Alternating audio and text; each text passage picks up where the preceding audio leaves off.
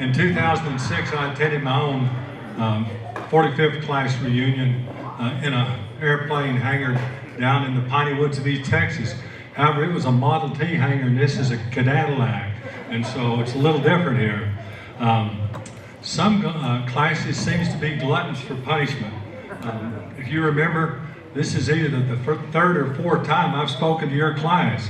And I don't have many more stories than I told last time, but you didn't listen in either, so I could probably tell the same thing anyway.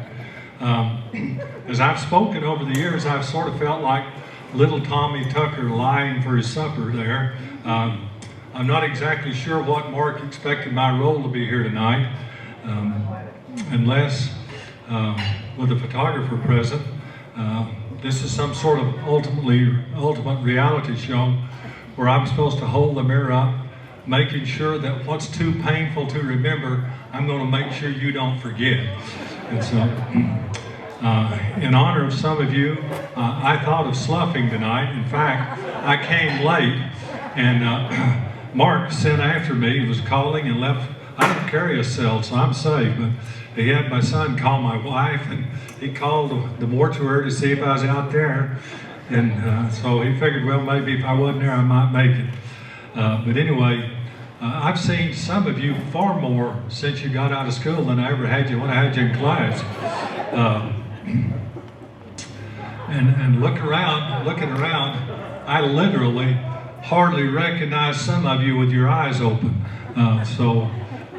As I flipped through the yearbook and saw some of you, I thought on a couple that I saw, boy, if I'd have killed him when I thought of it, I'd have been out by now. And so, a former student of mine, not of your class, of course, stopped me in the middle of the street Thursday. You can check with my wife, Diane. She'll back me up on this lie. Anyway, he stopped me in the middle of the street and said, I would give anything if I could go back and go through Cedar High again. I thought, again, you weren't there the first time. But anyway, I was so flabbergasted, I almost had my wife drive me home because I couldn't handle that. After these reunions, I look around and see all the great lovers who've been happily married for many years to somebody else. Some of you 2 and 3 somebody else's. I went to the reception for many of you, and I bet on you down at Hunter's. And oftentimes, well, about half the time, the gifts lasted longer than the marriage did. When you entered Cedar High in the fall of 1972, I was not 30 years old then. Now you're nearly twice that age. You're pushing 58 or 59, and some of you really married old. I noticed Lenny back there. You're on Social Security, aren't you, Lenny?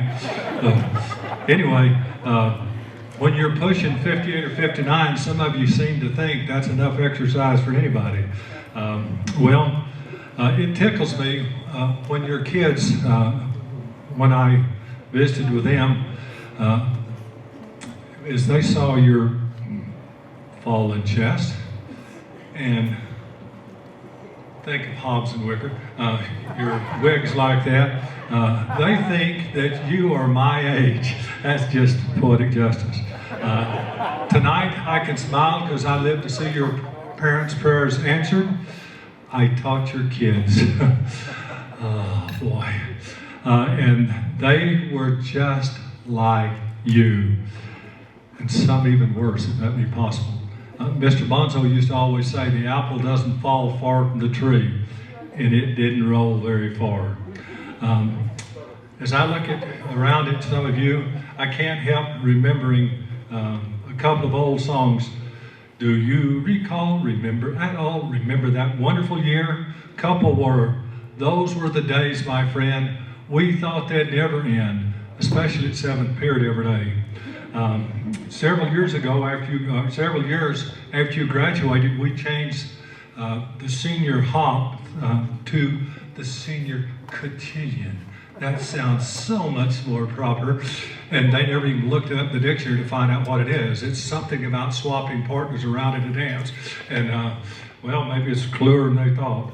Anyway, you just sang that song that was your senior hop thing, We Shall Never Pass This Way Again. And some of you came tonight to try passing that way again. But like Thomas Wolfe said, you can't go home again. It ain't ever going to be the same again. Let's see, where did I get to? As I looked at some of you, I think some of you spent more time on your socks for the Sox Free your sophomore year than you did planning for the next 40 years of life. Some of you have already successfully completed a career and retired, while some of you are still trying to decide what you're going to do when you grow up, finally. But just for tonight, some of our memories will be so sharp that for a few hours at least, we will remember in great details things that didn't even happen. We will prove once again that imagination trumps memory. Now, I'm not advertising for that guy, believe me, during the evening, we might mingle with people we haven't seen for literally since you left school. And so it's a good evening to be together. When you graduated from Cedar High in 1975, we were still bigger than Dixie High School. There was no Pine View, no Canyon View, no Snow Canyon or Desert Hills. Now, I bet you if we took a poll, we've got kids out there that have kids that went to every one of those schools. In 1975, Cedar City was still bigger than St. George. It was somewhere in 1979 that St. George finally caught up with us and then passed us. And boy, believe you me, they can have what they got right now, and we'll keep what we got. When you graduated, I believe there were only 3 stoplights in town that you could run. I-15, I believe, opened your sophomore year, and for those of you who had Mr. Bonzo, that's sophomore. Remember how he would pronounce that? Sophomoric, and all like that. Well, we hadn't even dreamed back in those days of things like Cedar Meadows and Cedar Knolls, the Cove, Mesa Hills, Indian Hills, Fiddler's Canyon, Jefferson Park, Rocket Horse, and a dozen other subdivisions that now are dotted all over town. Back in those days, it was impossible to get lost in Cedar City, except when some of you, I won't mention Jimmy, I won't tell that story. Anyway, it was impossible to get lost, but the other night I was looking for a house, had to use a GPS to find it, because man, this place is just like Topsy, it just growed like that. Back when you graduated from high school, there was no Facebook. In fact, some of you, I never saw a face in the book while you were in school. The only Twitter that we had in class back in those days was like Antoinette, Deanna, Elizabeth, Jill, some of those like that. They Twittered quite a bit. They were a little bit Twitter-pated too. The only cells back then were located on Lincoln Avenue, and you had the right to make one phone call before Ira slammed the door. I'm sure for some of you, those golden years in between have left a dark brown taste in your mouth, while some of you have lived at the foot of the rainbow. Some of the top movies when you were in high school, you weren't supposed to see. They were rated R, but you went anyway. The Godfather, Blazing Saddles, the Texas Chainsaw Massacre, with its sequel about an escaped eraser-slinging Texan terrorizing the halls of Cedar High School.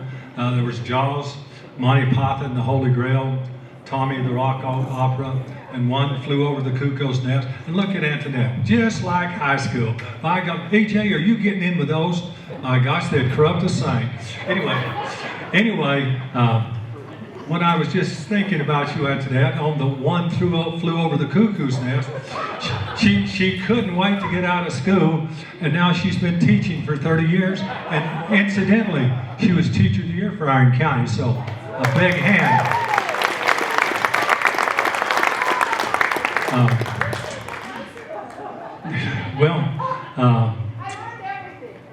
Right. You danced to things like the Locomotion. The Streak was popular. A couple of years after you, I think it's class of 77. I know you were 75, but I think it was 77 when we had a guy streak at Cedar High School. The guys, was it 74? Is that when? Yeah, okay. That's a year or two off you. Anyway, they dared him to streak, and he streaked the Moes and their moms, if you'll remember correctly. He simply put a towel around his head and went running through the gym. The girls didn't recognize him, but 7 of the mothers did. Well, there were songs like Time at the Ball, you just sang one of Jim Croce's, Annie's song, Let Me Be There Before Olivia Newton Went to the John, Taking Care of Business, Love Will Keep Us Together, Rhinestone Cowboy. Incidentally, you brought Glenn Campbell here, I believe, in 2010, or maybe 2011. I was gone at the time. Cats in the Cradle, Feel Like Making Love. That definitely was not Bonzo approved. Now you're afraid to know what movies your kids are watching, and the lyrics to many songs today. Where's Brett Smith? He didn't even come? SB president acting like an SB. Okay, anyway, I was just going to say the lyrics of those songs would have curled Brett's hair if he had any. So we'll have to pick on Mike instead and say him. From the day I started teaching at Cedar High School, I dreamed of us beating Dixie in football. And I even went so far as to coach you kids for your JV team. But somehow my offense started off sort of slow and then tapered off. But we got over it, and you became the first Cedar High team in almost 10 years to finally beat a Walt Brooks coached Dixie High team. But even today, winning a state championship still eludes us. Cedar High's only state championship in football was in 1941. That's 3 years after the flood, I believe. Anyway, that was 6-man football back in those days. And we've played in the championship twice since then, but we've come up a little bit short each time. I remember your senior year, I think it was the homecoming game that we played Millard. And the score was 20-12, and there were about 5 seconds left. And Burns launched a Hail Mary to Freddie Wright, I believe it was.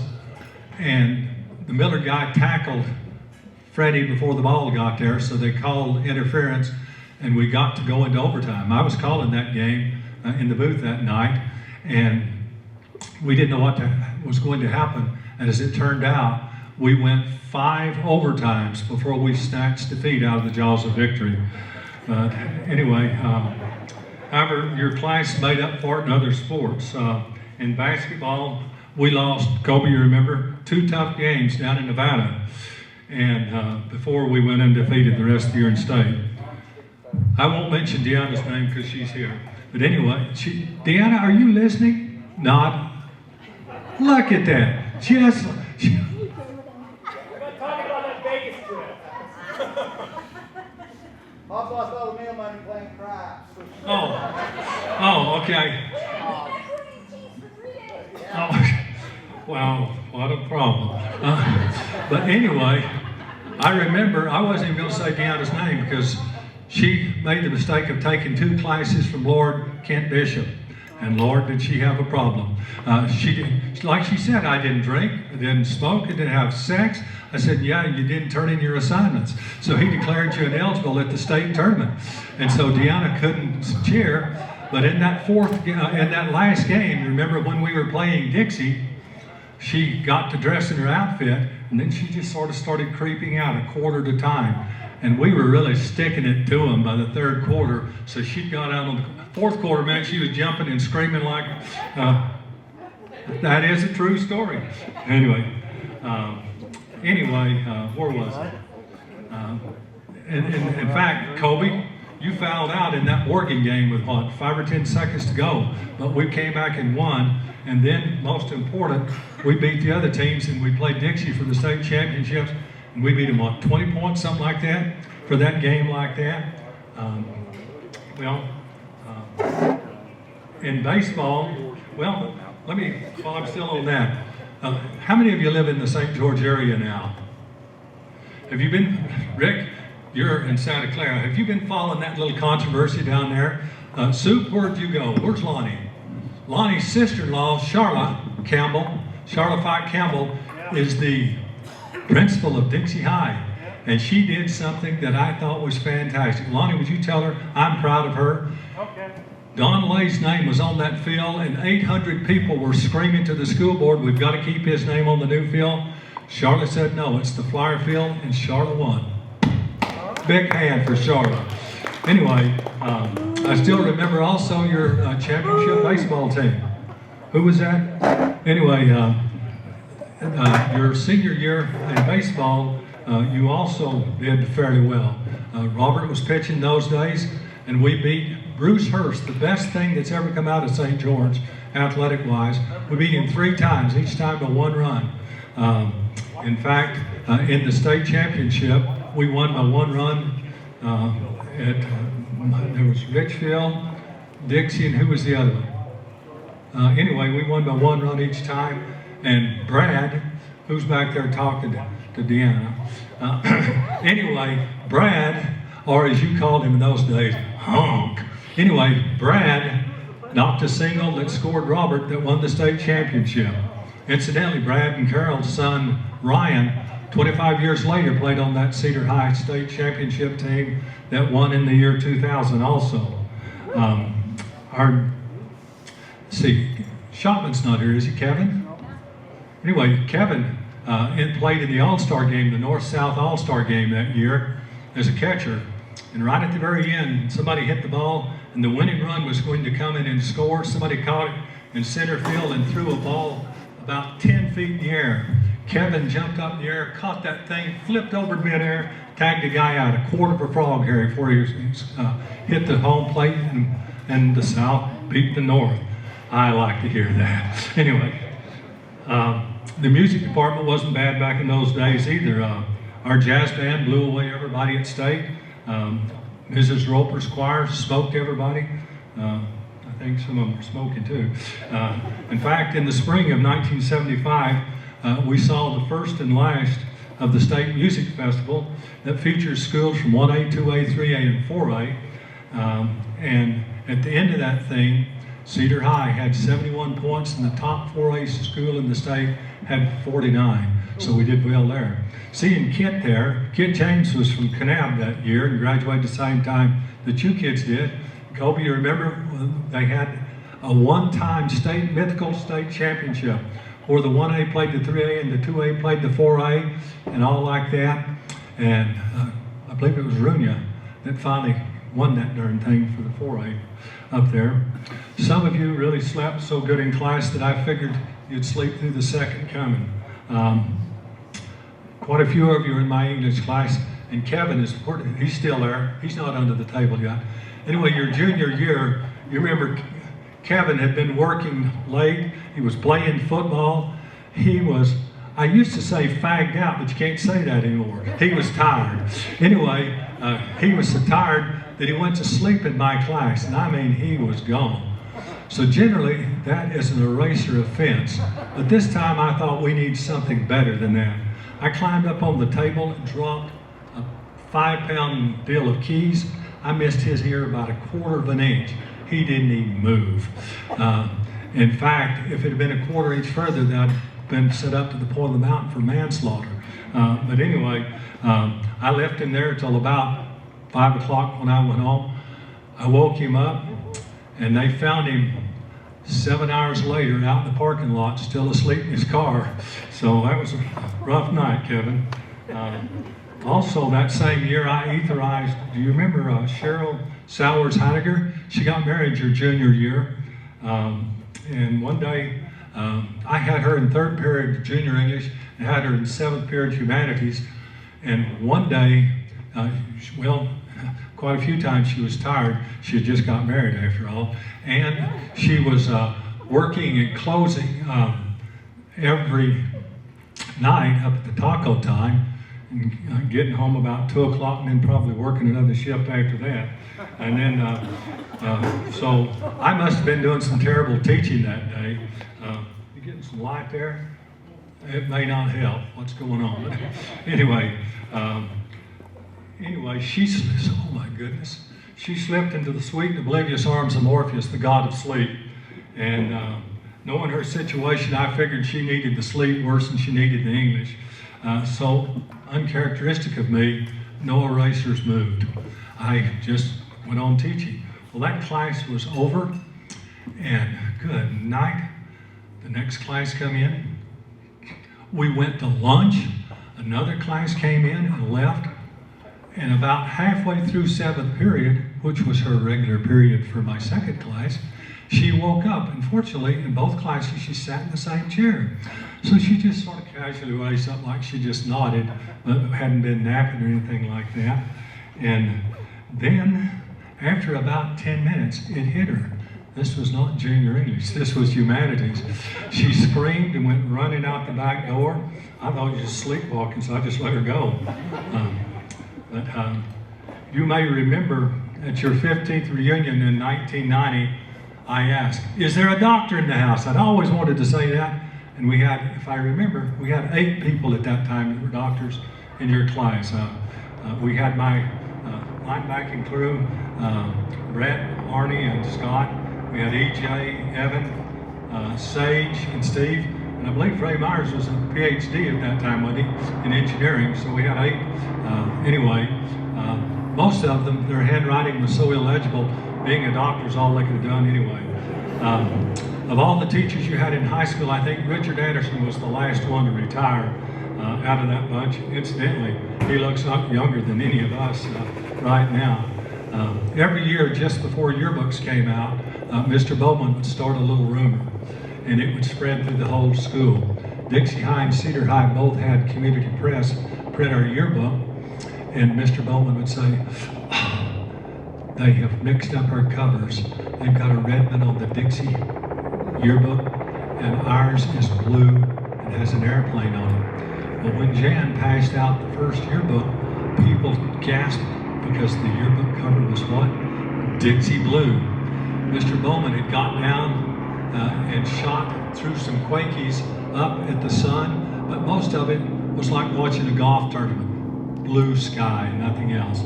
So when people were complaining to Jan, she took a survey among the sophomores, and 9 out of 10 sophomores could identify that the proper color of the sky was blue. So that happened. Kids in my humanities class did some unforgettable projects. Now I had one that I was going to show tonight, and I guess the Lord took it. It just disappeared in the last week or so at my house. That was the one Mike, you, and Gary Webb, and Randy Farish did the Odyssey down at the college. And that was a hoot. If I find it, I'll send it as blackmail to Rexburg to let you see it. But the big project that everybody remembers was Nell, Leavitt, and Hare. And they did that project for Mr. Bonzo's, and boy, did it hit the fan. You remember they did the great bank robbery? They didn't check with any authorities. One policeman knew, but back in those days, the police department wasn't speaking to each other. And so somebody almost got shot. They did the part down at the bank, but when they got to the airport and that helicopter came down, you'll remember there'd been all those skyjackings in the country during that time. So we had just hired an armed guard at the airport to watch for anything. And here comes these kids with their machine guns. And he was about to shoot all of them. And probably with one shot, he could hit all 4 of them, you know, the way he was moving out there. While that was clever, that Super 8 film almost left some of you super dead, didn't it, Kobe? Plus, you had to deal with Mr. Bonzo. Oh boy. Mr. Wicker later confiscated the film, and in a secret riot down in the basement, he burned that thing. And there wasn't a copy of it. However, for your histrionics, the Iron County Record gave us the editorial and blasted the high school for giving such irresponsible assignments to kids. And for once, it wasn't my class he was talking about. In drama, I remember Lori, remember on that half moon going up and down like that in Maine? All summer, the rest of you were hanging the moon down on Maine. Because Lori was always late for class, I figured she'd miss the moon one of these days, but she did make it to all the performances. And your production of The Taming of the Shrew, Shakespeare's still spinning. If you'll remember, we had, was it Larry Snyder? He needed 1/4 of a credit of English to graduate.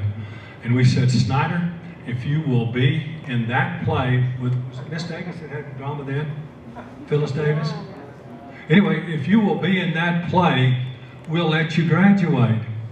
Man, not only was he in the play, you remember we dressed up Western and all like that, and bow-legged and a Western twang and all like that, quoting Shakespeare, wherefore art thou Romeo, or whatever the lines were in that thing, like that.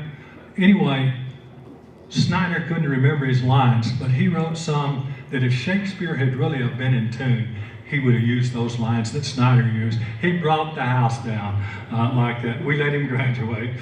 We thought, well, we can't have another year of that. In fact, the Utah Shakespeare Festival has finally got over it, and Fred Adams is directing his last play this year at the festival, and he's directing The Taming of the Shrew. If you'll remember, your principal and vice principal at that time was Jerry Hawley and Bruce Decker. When I say they didn't get along well, that ain't telling it like it is. That's the understatement of the decade. I almost got fired. You remember I played Santa Claus every year and I came swinging in on that rope. And anyway, I acted like I was sort of like some of you acted drunk. And so I said, I saw a guy out in the hall muttering, "Deck the halls with boughs of holly." And school board got me on that one. Leon, before you were on there, you wouldn't have said anything. Anyway, and I haven't said anything about the teachers and staff from 1975. As I have flipped through the yearbook, I found that a baker's dozen, so that's more than you've got up here, have gone to that great round up in the sky, I believe you call that. Before I start naming some of them, on some of them you'll say, "He's dead? How could you tell?"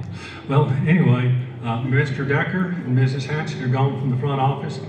Mrs. Brown, that saved so many of you, and Mrs. Ammon, Mr. Baldwin, Fly Lay, Mr. Wright, Mr. Wilkin, Mr. Van Osdale, Wilbur Wilson, as well as Mike Webster that helped with football both your sophomore year, and I believe you helped again your senior year.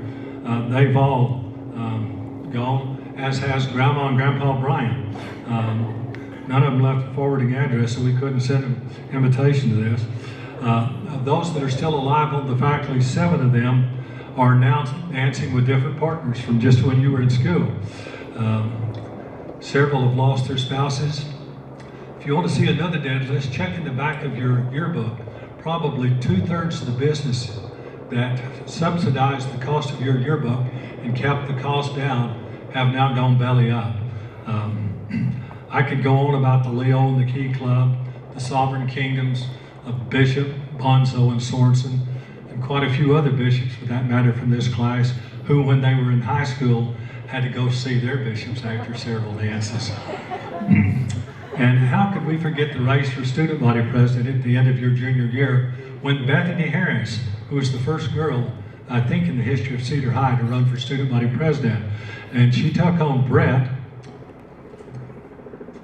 that's now missing, the action, but we'll get him next time I see him.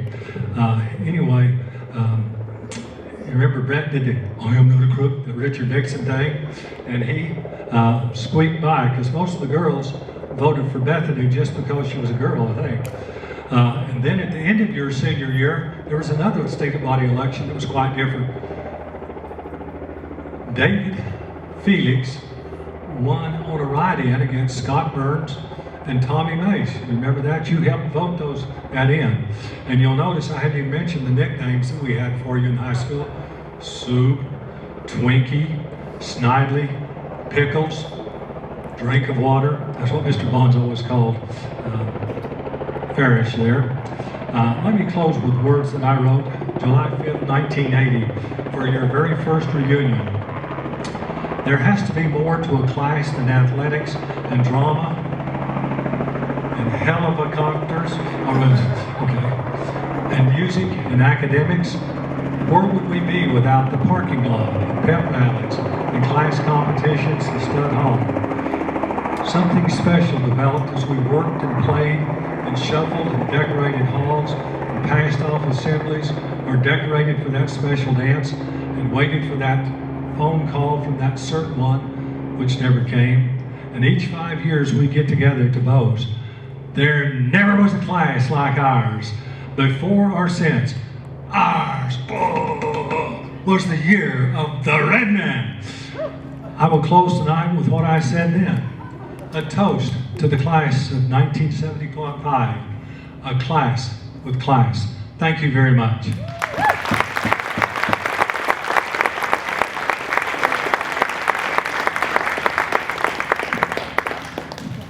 We'd like to thank Mr. Shirley. But there's a remarkable opportunity here, and this is kind of, to me, one of the highlights of the night. On your table, there's a little bag that says, "Do not open."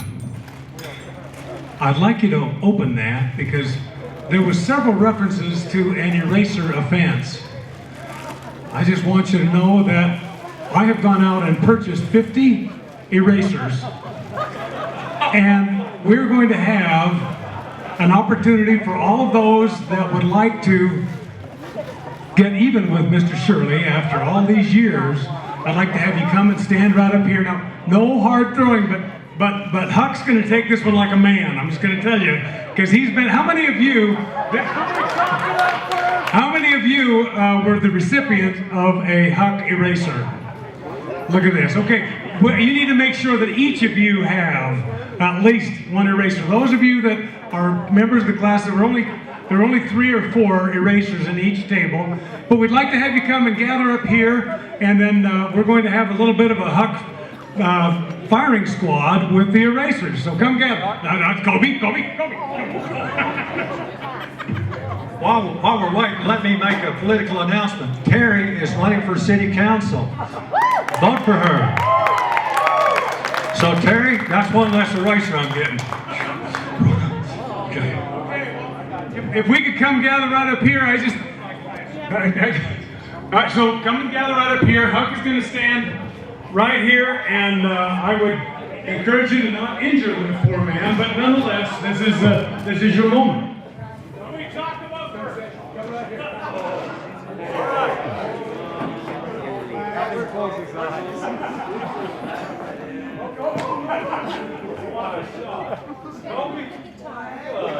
All right. Does anyone have anything to say before they? Is there anyone that's been tainted emotionally?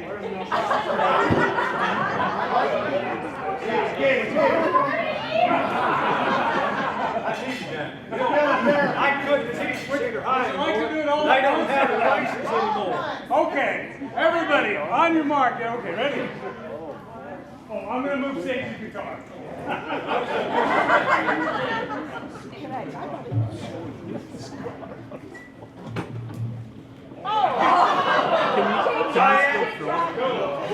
Rotator cuff being on way too I feel like Stephen getting stoned. Some of you got stoned quite often. Are you off? He's still a better shot. Huck, thank you so much for, and if you'd like any of these racers to, we also have one piece of unfinished business that we need to take care of. That was close. Could we call upon Mike Cannon? Mike, could you come up? I made mention of this in our last email that you may be ill-affected in your actual graduation, so I'm going to turn this time over to Mike.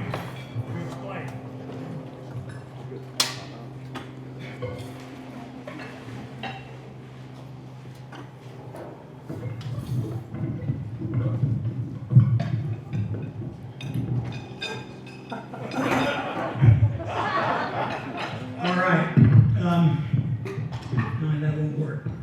So, traditionally, do all members of the class have a tassel? I don't. Anybody not? Jim, would you, there are a few more there. Would you make sure every member of the class of 75 has a tassel? Okay, good.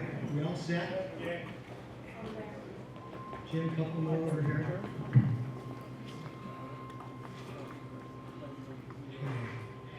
So traditionally, the moving of the tassel at graduation is called turning the tassel, or the turning of the tassel ceremony. It symbolized one's transition from candidate to actual graduate. Standard protocol in the U.S. dictates that the tassel is worn on the right side prior to graduation, and then at commencement, it's moved to the left side. Some institutions like Cedar High School ask graduates to turn their tassels in unison if the person leading that ceremony is smart enough to remember to do it. So the turning of the tassel, others permit that to happen individually. So many of you perhaps don't even remember this, but for 40 years I have had sleepless nights. I don't think I've had actually a sound night's rest since that sultry May evening in 1975, where I had the privilege of offering the benediction at commencement, and at the end of the amen, I stood basking in the moment and the spirit of that prayer, whether in the body or out, I wasn't sure. And as I paused to kind of soak in the moment, a number of you began to wave vigorously at me, and I thought, how touching. My classmates, we haven't been apart for 30 seconds, and they missed me already, and they were waving.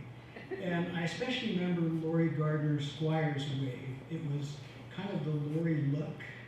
It was kind of like, you better get this right, and you're not very smart, and you're blowing it for the whole class. So anyway, I had the look, and for 40 years, it dawned on me that I forgot that important milestone. I actually, soon thereafter, met a good friend. His name is D. Van Tassel. And so every time I was with D, I had to be reminded of my failure. So I looked in preparation for this night. I went to a trusted source, Huckipedia. And I read, if you're too dadgum stupid to switch the tassel from one side to the other, you ain't really qualified to call yourself a high school graduate. Member of my favorite class of 1975 or not. Maybe that 75 is referring to your IQ. Odysseus. We ain't talking rocket science. So that's what Huckipedia has to say about the turning of the tassel ceremony. So I would like you to join me in exercising 40 years of demons and also validating subsequent university and graduate degrees. Some of you will do medical degrees, I think, are at risk of malpractice for not actually having graduated high school. So I'd like you to place the tassel on top of your hair. Make everybody stand. Yes, please. Thank you, Mark. See, I still can't do it right. 40 years later, I need a coach. So put this on top of your hair, or for Rhett and me and some of the rest of us on top of your head. And then what I'd like you to do, and we'll practice this, in unity at the count of 3, in unison. I'll count to 3. I think that's, aside from Ray Myers, most of us can't count beyond that anyway. We'll move the tassel from the right side to the left side, signifying and making official and complete our graduation. So join me if you would. 1, 2, 3. Beautiful. Thank you. Congratulations. We are now officially the graduate class of 1974. Thank you.